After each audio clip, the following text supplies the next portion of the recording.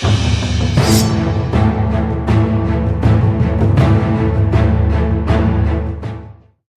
is up, everybody? Welcome to some Olivia action. We're going to play first. Let's see who we're playing against. We got some Atraxa. Hopefully it's not Super Friends. Or maybe we can just vampire them out.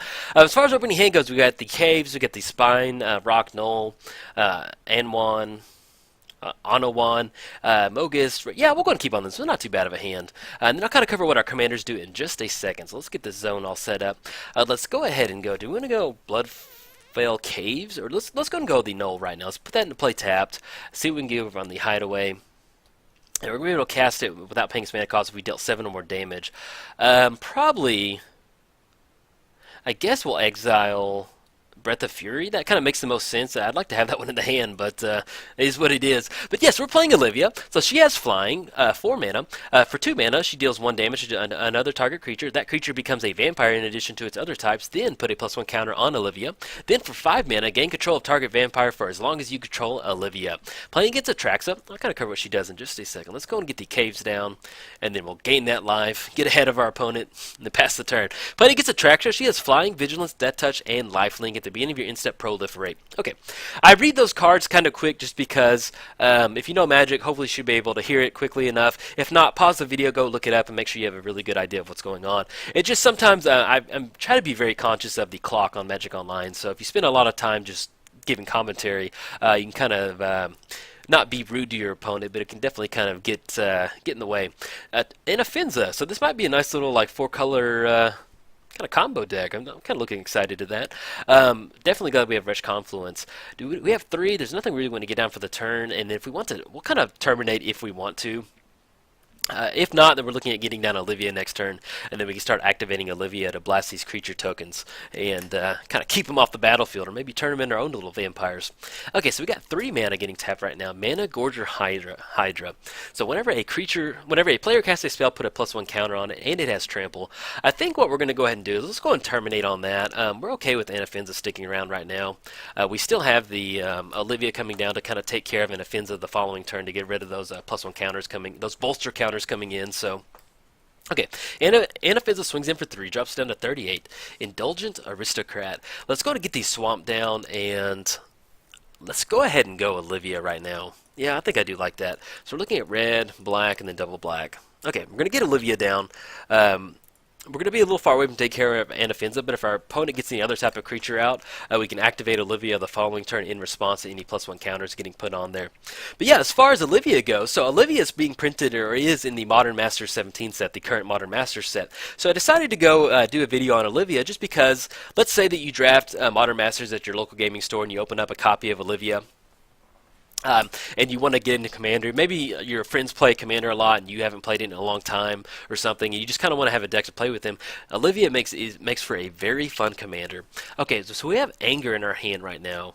Let's go ahead and swing it for 3 in the air. It's going to drop our opponent down to 34 to keep it the same. Okay, drop it down to 34. That's going to be 3 commander damage. If we go Anger, it has haste. As long as it's in our graveyard, creatures we control have haste. I'm not entirely sure if that's what we want to do. We can go Mogus, God of Slaughter. It's going to be 4 devotion. And if we hit our land drop, well, actually, we can go Vampire. Yeah, let's go and go him. That's going to be triple black. I actually like that a lot. Let's go triple black. Okay. And I do apologize about that. For some reason, in my head, I thought the Vampire was 5 mana. I just missed that. I just grazed over it. So we should have gotten that down a little bit earlier. That way we can kind of get a little extra commander damage off Olivia over there. But you can see what the deck's designed to do. This is basically just black-red Vampire Tribal. It's just fun to go Tribal sometimes in Commander. I haven't built a Tribal deck in a long time.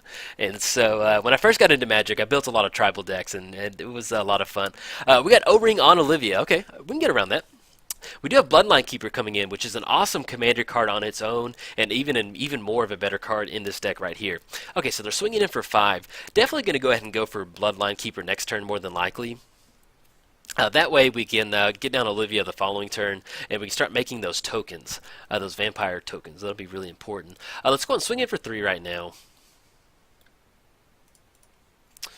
Drop our opponent down to 31.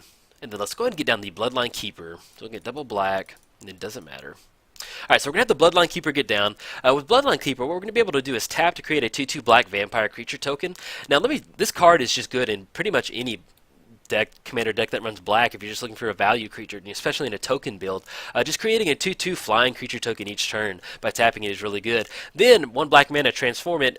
And then, one black mana, transform it, activate it if you have 5 or more vampires. You can get to it on its own by making those creatures, or you can get it flipped and then be a nice little vampire lord for a vampire deck like this, so it's really good.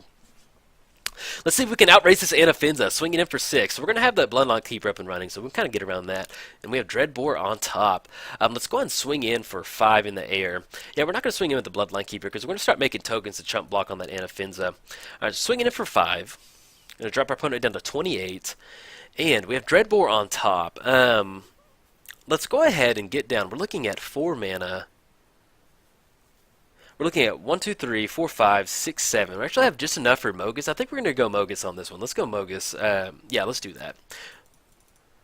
That way we can get it down. Devotion's online. We don't have enough mana for Olivia just yet, but we'll at least get that trigger coming in to kind of knock it down, and we can still activate Bloodline Keeper to get a 2/2 vampire onto the battlefield. So. But yeah, it's pretty fun. Definitely, Vampire Nocturnus. He's pretty fun, man. It's as long as the top card of your library is black, he gets plus another vampire creature you control get +2, +1, and have flying. So pretty cool little commander card. Okay, we've got Anafinza coming in with Atraxa just now. Or getting the +1 counter on Atraxa. What we do need, we do have Wretch Confluence. So we have Dreadbore on top right now, so unfortunately we're not going to draw that. But we do need to find a way to deal with Atraxa that would clear the air for Vampire to give everybody flying, and we can swing in and go ahead and close it out. Actually, excuse me one sec.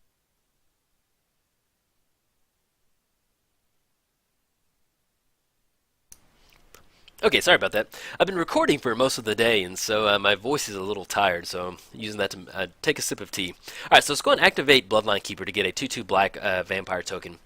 That's going to be 3 total vampires.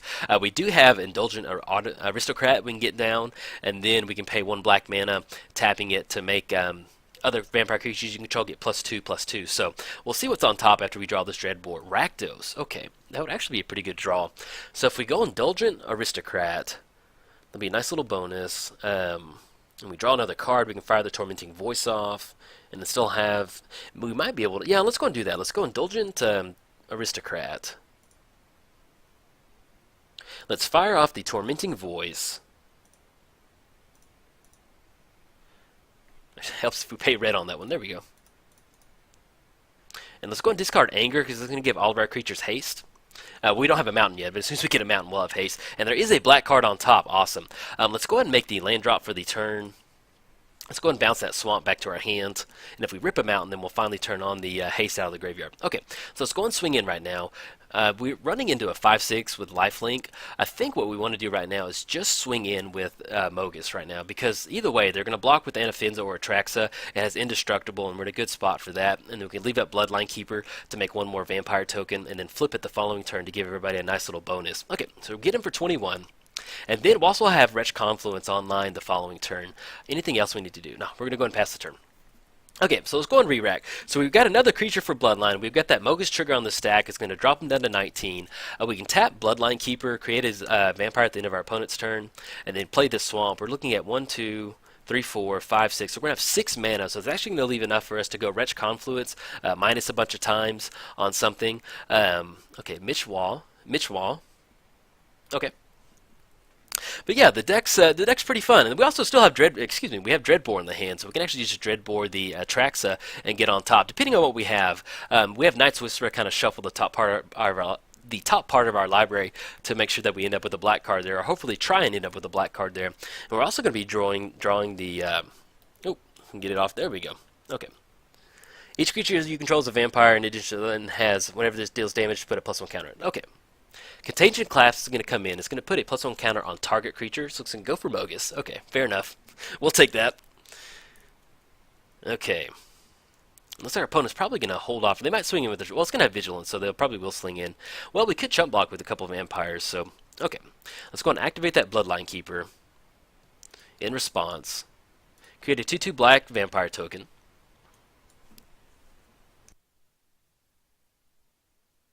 Okay, and then we got the proliferate. They're going to put an additional counter, -1 counter on Mogus, which will drop him down to 5/3. But he has indestructible, and we have devotion online, so it's not the end of the world. And Vandal Blast is on top. Let's go ahead and get the swamp down.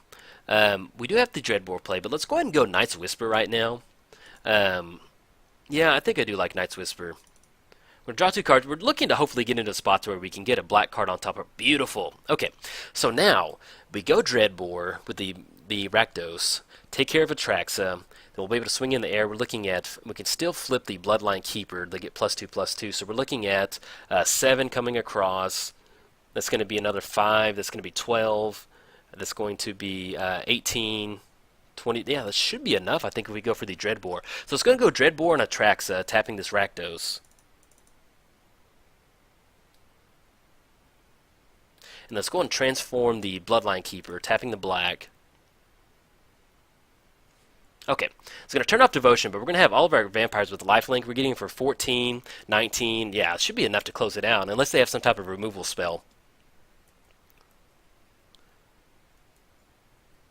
Let's see if something's getting tapped right now. We'll see. All right, we close it out. Yeah, you can see we're just going beat sticks. Bloodline Keeper is an awesome commander card to begin with, and especially in a deck like this. And you can see where, you know, if Olivia gets blasted, since we're playing tribal, we can still kind of get around it and give all of our vampires a nice little bonus to kind of get that up and running. So if you happen to crack an Olivia, or you get in a draft and you want to dip your toe into commander, Olivia is a very fun commander that you can play with. And this I never cut her in the video, but this deck comes in at about 30 tickets, so it's not that much of an investment. I mean, as far as a commander deck goes, and it's easily upgradable. You know, you can just start with your base $30 ticket deck, and then maybe upgrade the Board Wife's Damnation or something like that, and kind of upgrade the tutor lines, and just kind of make sure that the vampire creature set that you're going for is kind of solid in what you like. Or if you just want to go red black good stuff with the creatures, we're running stuff like let me see, what is it? It is the Balthor the Defiled. Return all black and red creatures. That's a utility creature you can run in here. I'm also running Carnage Gladiator, so whenever our creature our opponent controlled blocks, it deals 1 damage to them, so that's a lot of fun.